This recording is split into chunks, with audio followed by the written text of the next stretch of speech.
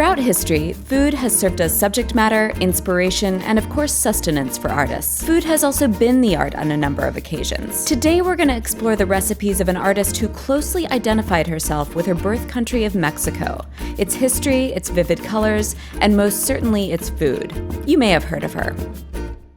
We're working from the cookbook Frida's Fiestas, compiled by Marie-Pierre Collet and Guadalupe Rivera, Diego Rivera's daughter who lived with her father and Frida for a number of years. Oh, and I have a helper today, the unrivaled Rosiana Hals Rojas. Now, Frida liked to throw elaborate fiestas with multiple courses, but we're just going to make a few dishes. 2 from the menu from Frida and Diego's wedding feast, chiles stuffed with cheese and tomato broth, aka Chiles Rellenos, and white rice with plantains. And then we're going to make a Nopales salad from a different menu, which was enjoyed by Frida and Lupe and friends during a boat ride in the canals at Xochimilco. And then we're going to cap it all off with a shot of tequila, because that's what Frida would have wanted. And if we've learned anything from art cooking, it's to never cook hungry. So when you go to your local Mexican grocery to buy your ingredients, stop by the bakery and grab some pan dulce to tide you over. We're going to start by doing some prep for the tomato broth. Slicing our tomatoes in half, putting them on a cookie sheet, and into a 425-degree oven to roast for about 30 minutes,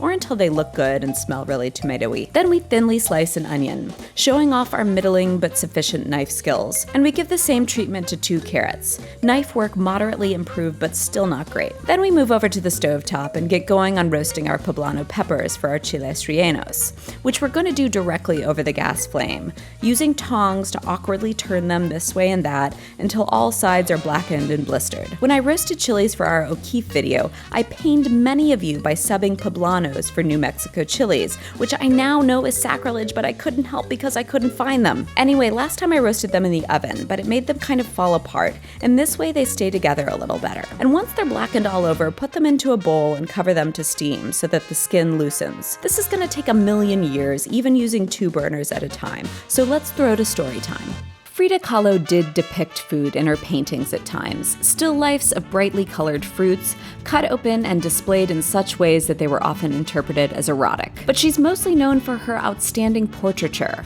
through which she explored a wide range of subjects and ideas, and very often her own image and life. Through her self-portraits and in the way she presented herself to the camera, Kahlo demonstrated her clear and intentional expression of Mexican identity. Her father was a German immigrant, and her mother of Mexican descent. And although she was strongly influenced by the European avant-garde, she celebrated all things indigenous to Mexico, including folk art styles and practices, the traditional clothing of Zapotec women from Tehuantepec, Oaxaca, and most certainly cooking. This was not just personal preference, but also a political position. She joined the Communist Party pre-Diego, and throughout her life was politically engaged, attending rallies and meetings, and even feeding and harboring none other than Leon Trotsky. Yes, Frida suffered terrible pain throughout her life because of a streetcar accident when she was 18. And yes, she married a scoundrel muralist who was recklessly adulterous, but whom she loved anyway. And yes, she also carried on many affairs throughout her life with men and with women.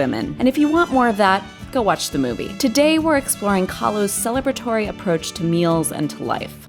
And at long last, we have the chilies all scorched and steaming in a covered bowl, and we're going to get the tomato sauce going. We'll heat up a skillet and add 2 tablespoons of olive oil, and then saute the sliced onions and carrots until the onion is translucent. Now we'll pull our tomatoes from the oven. There are lots of different ways to do this, and the recipe isn't specific, but we're going to hack at them a bit to remove the seeds, the little stem connector area thingy, and also peel off the skin. I watched a lot of Chiles Rellenos experts make other videos on YouTube, and you should really watch those for tips, but this is clearly not the most expedient method. You'll then throw them into the skillet with the onions and carrots, along with the called for but excessive 3 tablespoons of sugar and a 1/4 cup of vinegar, which I made the executive decision to reduce from the requested 1/2 cup. Salt and pepper to taste, and here you add 2 teaspoons of dried oregano, while I'm gonna forget to do so.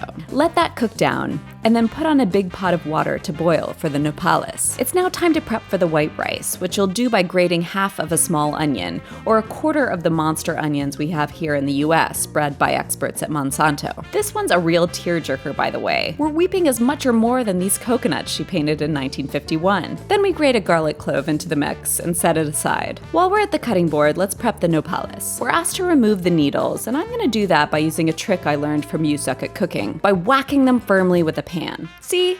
All clean. Then we're going to use the magic pan once more to slice the pads into thin strips, like this. It's really the best way. Don't let anyone tell you otherwise. Then we clear the decks and chop an onion for the salad, or a part of an onion that I'm guessing is equivalent to a 1929 onion. Throw that into a bowl and then cut up the chiles. She asked for 3 serranos or jalapenos, and because we're wussies, we're going with just 2 serranos, and we're gonna seed one of them. Throw those in with the onion and then chop up some cilantro and add that to the bowl too, adding 2 tablespoons of vinegar and half a cup or maybe a little less olive oil. No judgment, Frida. This is the point where you'll add a few medium chopped tomatoes, which I would do if I hadn't roasted all of mine and added them to the sauce. But give this a stir and set it and your regret aside. It's now plantain prep time, and you're supposed to pick ones that are really black on the outside, but these were the ripest I could find that weren't total mush. So slice these on the diagonal and set aside. I regret to inform you that it's now poblano peeling time, which takes forever, or at least it takes us forever. So let's return to our story for a bit. Kahlo married Rivera when she was just 22, and learned to cook from both her mother's copy of The New Mexican Cook and, in soul-crushing news, from Rivera's previous wife, Guadalupe Marin, the mother of our cookbook author. Alas, this is how Kahlo learned to make Rivera's favorite dishes, which she would sometimes bring to him for lunch wherever he was off painting murals in a lovingly arranged basket, at least in their heady early days. But Kahlo and Rivera were known for their epic dinner parties, which she called Días de los Mantelos Largos, or the days of the long tablecloths, entertaining artists, friends, and visiting dignitaries, often in their house outside of Mexico City, La Casa Azul. She constructed a vibrant world around herself, so much so that a friend once commented, "Every day Frida made the table into a still life for Diego."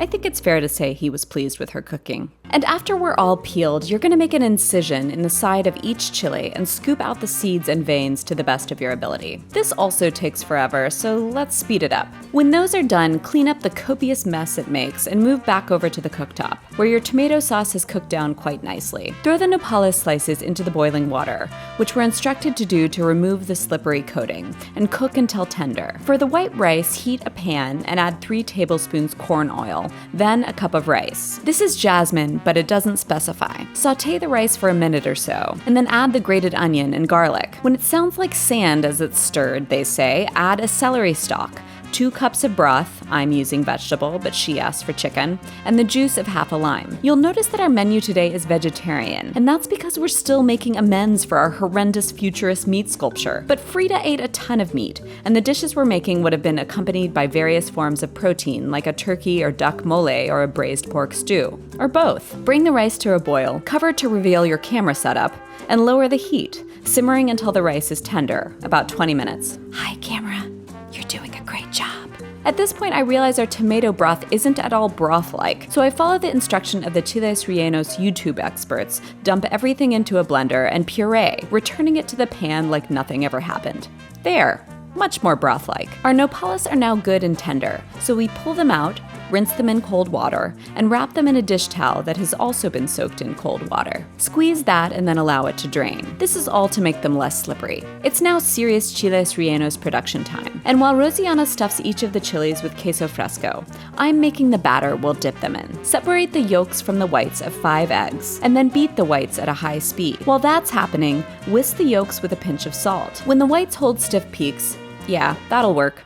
Then turn around to check the recipe to see what it says, and then carefully fold in the yolks. This is your very eggy, in fact entirely eggy, batter. Then we set up for some frying. In a cast iron pan, we've heated about 1 inch of corn oil, and in a smaller skillet, we have a slightly more moderate amount. While Rosianna fries up the plantain slices, I lightly dust each chile with flour, dip it into the batter, and then place it into the oil. In some cases, I stitched closed the opening in the chili with toothpicks, but it didn't seem to really help that much. You don't want to crowd these things in the oil, and when one side is golden, flip it over and cook it until all sides are nice and lightly browned. Then remove and let it drain on a wire rack or on brown paper. If you want to keep these warm as you go, stick them into a 250-degree oven. Go through this process repeatedly, and while you're doing so, think about all of the aspects of Frida's work that we have not discussed here, and go back and look at images of her work. Because there's really so much there. Her paintings are rich and compelling and disturbing and have immeasurable depths to plumb. The texture and history and vibrancy of her work was echoed in the life she built up around herself. You'll have plenty of time to do this while you fry all of your chilies, or at least all of the ones that had the structural integrity to make the trip. Here you try but fail to resist the urge to mention that Frida herself didn't really have the structural integrity to make the trip of life, but she did so anyway, and with aplomb. We pulled the plantains when they were nice and golden too. It's time to assemble the Nopales salad, and we'll add our not too slippery strips to our onion mixture and toss together. Because of our tomato error, we decided to add some avocado instead. Is there anything that's not better with avocado? Finally, we're ready to plate. After discarding the celery from the rice, we put it in a bowl, placed the plantains on top, and served it up. Then onto the plate goes some tomato sauce. I just can't call this a broth. A chile and a little more sauce on top of that. On goes the Nopales salad, a little plate cleanup, and we're good to go. Wait, after all of this hard work, we definitely deserve a little tequila, right? Did you know that one of Frida's parrots was trained to squawk, "No me pasa la cruda," or "I can't get over this hangover"? It's really terrible. Awful. Never make this. Just kidding, it's super good.